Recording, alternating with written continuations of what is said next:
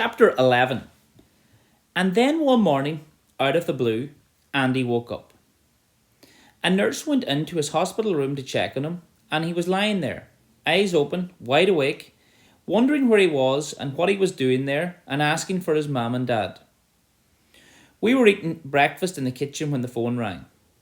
Dad took the call, and when he came back into the room, he looked very pale, and none of us knew what had happened.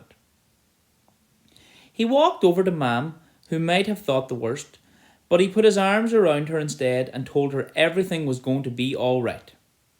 That Andy was awake again, that he wasn't in a coma anymore, that he wasn't going to die. She started crying then, but it wasn't like the crying she had done throughout the rest of the summer. She was crying because it was all over and Andy was going to get better after all. That was the first morning after I got home from the hospital. I'd been brought there after Pete found me in the park, and I'd had to stay in for 6 nights because the doctor said I had been in danger of catching pneumonia and I was dehydrated too.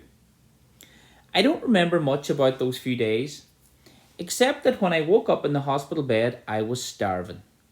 They only gave me small things to eat though, because they said they didn't want to shock my system. And they were all there watching over me. Pete, Dad, and even Mum. The whole family was back together. At home I was supposed to stay in bed all day until I got my strength back. That was what the doctors had said anyway. So I was back in my room a couple of hours later when there was a knock on my door and Pete walked in, closing it behind him. "Heard the news?" he asked, a wide smile on his face. "Yes," I replied. It had gone lunchtime by then and he'd only just got out of bed. His hair was all over the place and he needed a shave. "So how are you feeling now?" he asked me. "I'm alright," I said, "a bit tired. I keep falling asleep and I'm still hungry even though I keep eating." "You'll get back to normal soon enough," he said. "You give us all quite a fright, you know. Mum and Dad were going nuts." I nodded and looked away. I felt a bit ashamed of myself, especially because no one seemed to be angry with me for running away in the first place.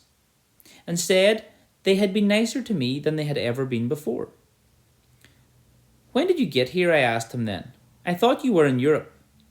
"I was in Europe," he said. "I was in Prague and Dad phoned me and told me you'd gone missing." "And you came back?" He sat back and looked surprised. "Of course I came back," he said.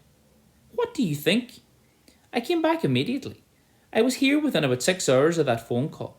Everyone was looking for you. You were gone for 3 days, Danny," he said then, looking quite serious. "What did you do anyway?" "I just walked around," I told him. "I ate burgers on the first day and wandered around the shops, and then I tried to sleep in different places, but it wasn't easy because I was outside.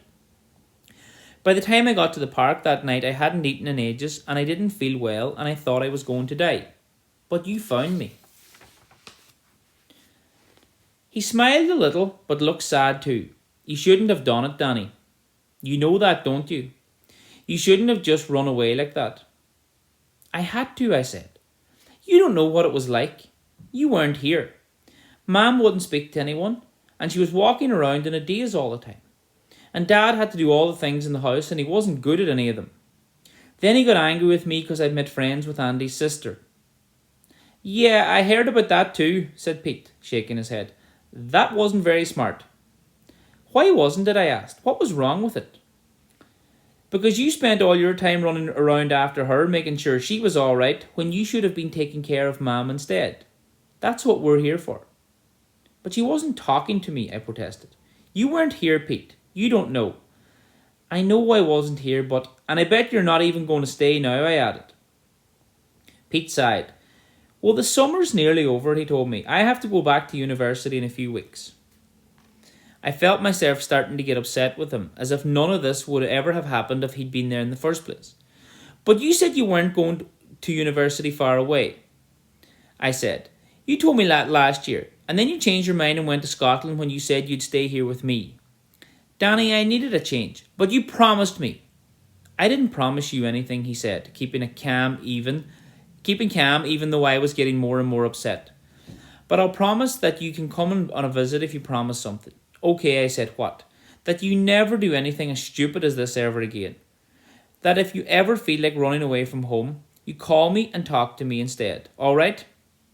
All right, I said, nodding. I promise. Good, he said, standing up and tousling my hair. Then I promised too. Now I better get a shower. I feel like death. Thanks for saving me, I said, and he turned and smiled at me. What are big brothers for? He asked. We went to stay with Gran and Grandad for a few days before school started again. Pete didn't come with us because he said he could still go to Vienna and Berlin if he got his skates on, so Mum asked Luke Kennedy whether he'd like to come with us instead. It turned out that when he'd cycled off with Sarah that day, he'd gone with her to tell her parents that I wasn't as horrible as they thought I was. Their meeting didn't end very well either, I don't think. Although it wasn't long after that the three of us became friends, which led to other problems later, but that's another story. You're looking a lot better, young man, Benjamin Benson told me as I walked towards the car. Gave us all quite a scare though. Now that's all in the past, said Mrs. Kennedy. You've had a difficult summer, Danny, haven't you? I suppose, I said, putting my bag in the car. Thanks for letting Luke come with us. Letting him? She said, laughing. Good Lord, Danny, I never would have heard the end of it if I'd said no. Between you and me, he hasn't had a very good summer either. He was supposed to spend a lot of it with his father, but she shrugged and stood back again, shaking her head. And Mr. Benson put an arm around her waist. Oh, here he is now, she said then, as Luke came out of my house with Ma'am, carrying one of her bags for her. Isn't he a perfect gentleman? Asked Ma'am, smiling for the first time in ages. She'd been to the hairdresser's the day before too, and was starting to look more like her old self. She was wearing a new pair of jeans and a white top, and she looked like she couldn't wait to have a few days away. He came in and offered to help me with my bags. You have him well trained, Alice. Mrs. Kennedy laughed. He's not like that at home, she said. Yes, I am, grunted Luke, putting the bag in the boot of the car. Over the next few days, we spent most of our time walking around the fields near Gran and Grandad's house.